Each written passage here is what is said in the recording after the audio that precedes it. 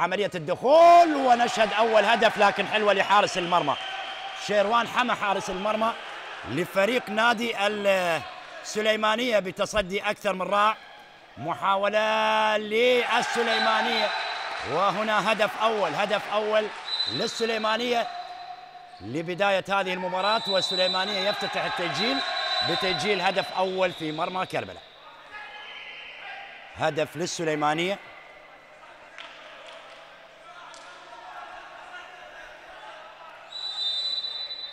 طاقم التحكيمي لمباراة اليوم. السليمانية في محاولة لتحقيق أول انتصار له في دوري النخبة العراقي بعد العودة، غياب لأكثر من موسم للتواجد في دوري النخبة العراقي، لكن الآن يتواجد من جديد بعدما تأهل عن الدوري الممتاز العراقي ليصل إلى دوري النخبة. وهنا محاولة على مرمى كربلاء، لا زالت المحاولة مستمرة لفريق السليمانية، وهنا خطأ ورمية 9 أمتار لصالح فريق السليمان. رمية 9 أمتار لصالح فريق السليمان. السليمانية يحاول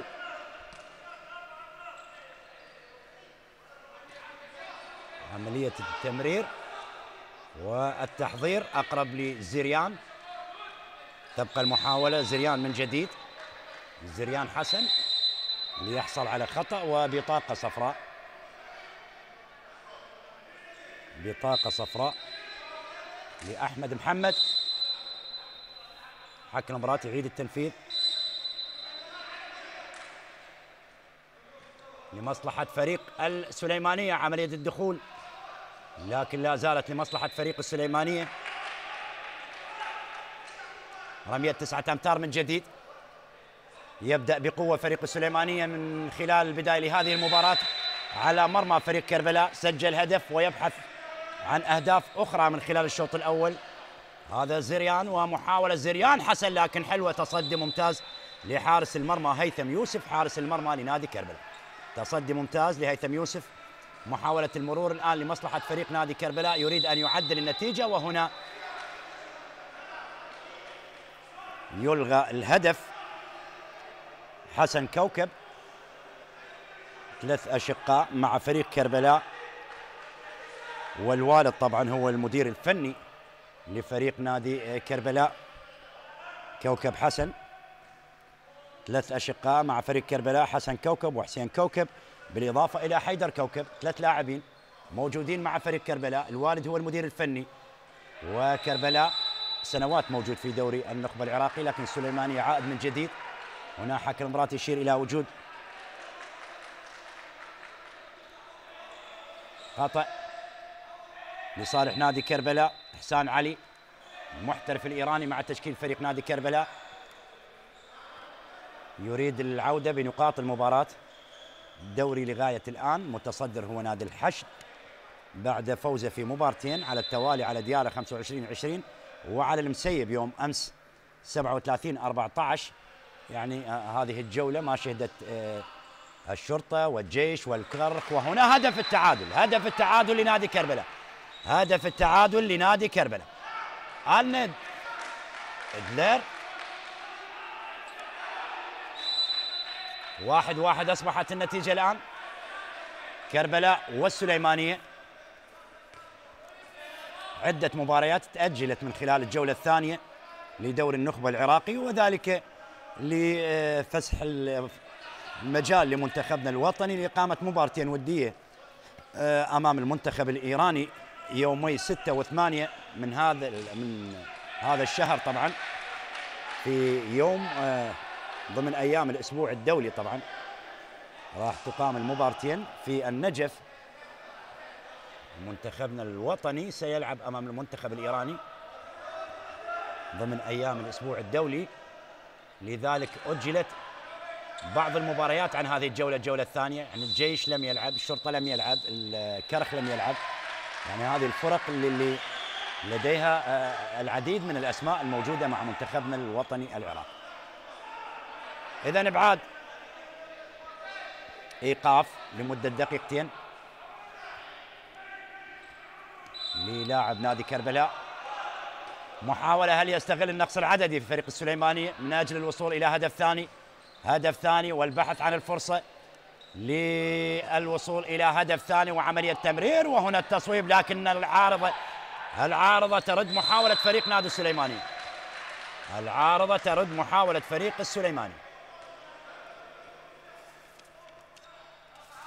من خطأ لصالح نادي كربلاء. مباراة متكافئة لغاية الآن من خلال الأداء والنتيجة ما بين السليمانية وكربلاء ضمن إطار منافسات دوري النخبة العراقي بمشاركة 15 نادي خلال هذا الموسم. فرق هي الكرخ، بلدية البصرة، بالإضافة إلى نفط البصرة، الفتوة، ذي قار، نادي القاسم، الجيش، المسيب. هنا محاولة لفريق نادي كربلاء وهدف ثاني. هدف ثاني لكربلاء. هدف ثاني لكربلاء في مرمى السليماني. هدف ثاني. جيش، المسيب، ديالى، الحشد، الشرطة، الكوفة وكربلاء والناصرية والسليماني. 15 نادي مشارك خلال هذا الموسم، موسم 2024-2025. محاولة التحضير هناك على الطرف البعيد، لكن حلوة تألق لحارس المرمى. لحارس المرمى هيثم يوسف، حارس المرمى لنادي كربلاء. لاحظ التشجيع لهيثم يوسف من قبل دكة البدلاء لنادي كربلاء. تبقى المحاولة لكربلاء. إحسان علي المحترف الإيراني. عملية التغيير.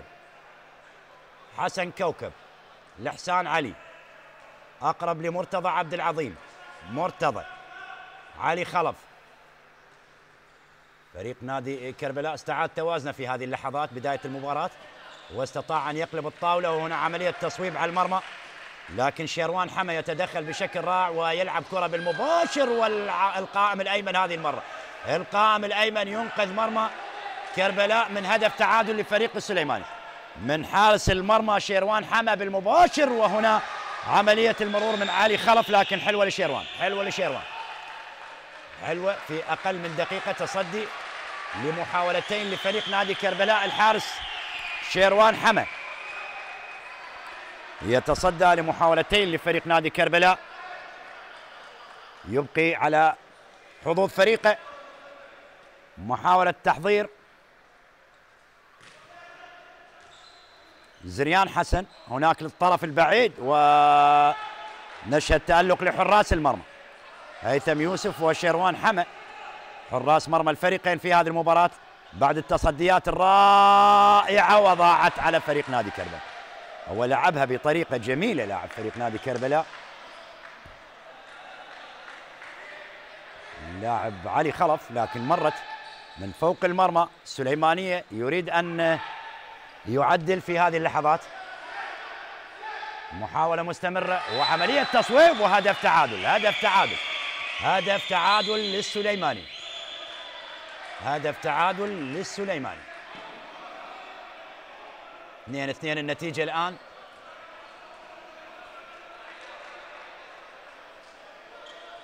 حسين كوكب لاعب بالرقم 4 مع دخول أحمد هاشم أيضا. هذا وأحمد هاشم يدخل للمباراة. خروج للاعب علي خلف، أقرب لمرتضى عبد العظيم. مرتضى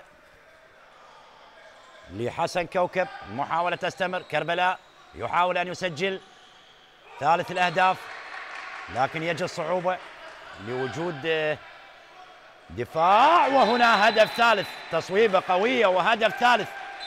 هدف ثالث لكربلاء على حساب السليمانية. وهنا المحاولة لفريق نادي السليمانية. هناك خطأ ورمية 9 أمتار وإيقاف لمدة دقيقتين. اللاعب حسن كوكب، إيقاف آخر.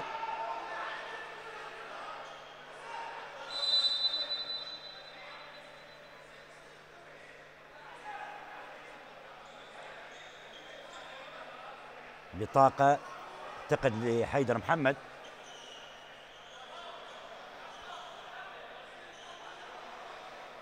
المدرب المساعد.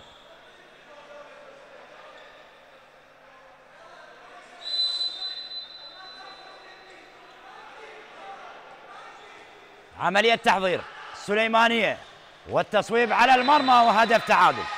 هدف تعادل عن طريق اللاعب زريان حسن.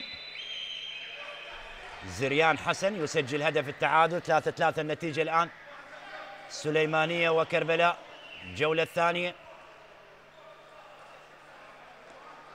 دوري النخبة بأداء يعني شاهدنا المواسم الماضية، وإن شاء الله هذا الموسم يكون موسم مختلف من خلال الأداء بالنسبة للفرق المشاركة. يشاهد الندية والإثارة في دوري اليد. وهدف رابع، هدف رابع من تحت الحارس. هدف رابع أحمد هاشم يسجل هدف رابع لنادي كربلاء. 4-3 كربلاء على حساب السليمانية. زريان حسن محاولة للمنتصف. محمد فريدون خطأ لمصلحة زريان حسن، يحصل على خطأ فريق السليمانية. أول مباراة للفريق في دوري النخبة العراقي. الجولة الماضية كان التوقف من مباريات هذه الجولة. طبعا ديالة حقق فوز كبير على بلدية البصرة يوم أمس 31-20.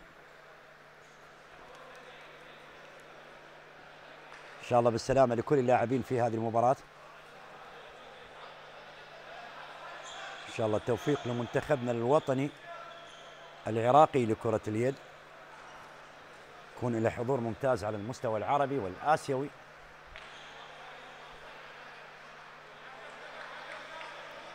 نذكر بأن الكرخ هو بطل النسخة الماضية، والكرخ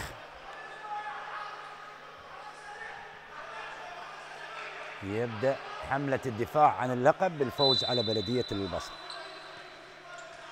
محاولة لصالح نادي السليمانية وعملية الدخول على المرمى. حارس المرمى يتألق، لا زال حارس المرمى متألق. هيثم يوسف حارس المرمى لنادي كربلاء، يعني تقريبا أبعد 3 كرات كان ممكن تكون أهداف لفريق السليماني. ونفس الحال ينطبق على حارس المرمى لفريق السليمانية شيروان حمى، اللي أنقذ مرماه هو الآخر من عدة كرات للاعبي فريق نادي كربلاء. عملية تحضير عن طريق مرتضى عبد العظيم. تدوير اللعب من اليمين لليسار بالنسبة لفريق نادي كربلاء. حسين كوكب حاول الدخول لكن يحصل على خطأ. رمية 9 أمتار. هنا حسان علي، عبد العظيم، مرتضى عبد العظيم. كربلاء يحاول أن يجد نفسه منافسا مع الكبار على مستوى دوري اليد العراقي. تحدث عن الكرخ، عن نادي الجيش، عن الشرطة، الطامح إلى العودة إلى الألقاب. وهنا هدف خامس، هدف خامس لصالح نادي كربلاء. هدف خامس، مرتضى عبد العظيم يضع فريقه بهدف خامس في مرمى السليمانية. لاحظنا البداية القوية للسليمانية، وهنا هدف رابع، هدف رابع إذن للسليمانية عن طريق اللاعب زريان حسن. ثاني أهدافه في هذه المباراة اللاعب لفريق السليمانية. 5-4 النتيجة، نتيجة متقاربة ما بين الفريقين في هذه المباراة.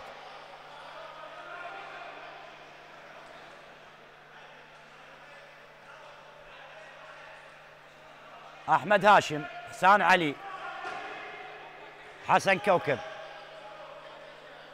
حسن من جديد لحسان علي، لحسن كوكب. حسن كوكب، كرات بحوزة لاعبي فريق نادي كربلاء. عملية دخول وهدف جميل عن طريق الإيراني. حسان علي يسجل هدف سادس لصالح نادي كربلاء. 6-4 النتيجة الآن، 6-4. بدأت تحضر الأهداف، وهنا هدف خامس، هدف خامس. لاعب ممتاز جدا زريان حسن. زريان حسن لاعب ممتاز، وثالث أهدافه. هنا محاولة المرور، بدأ الأداء ونسق المباراة بالسرعة ما بين الفريقين. السرعة واضحة على الفريقين خلال الشوط الأول بهذا اللقاء. عملية تحضير حسان. 6-5 سليمانية على حساب كربلاء. عملية المرور والتصويب على المرمى، وحلوة لحسن. حسن كوكب يسجل هدف جميل، هدف سابع لكربلاء.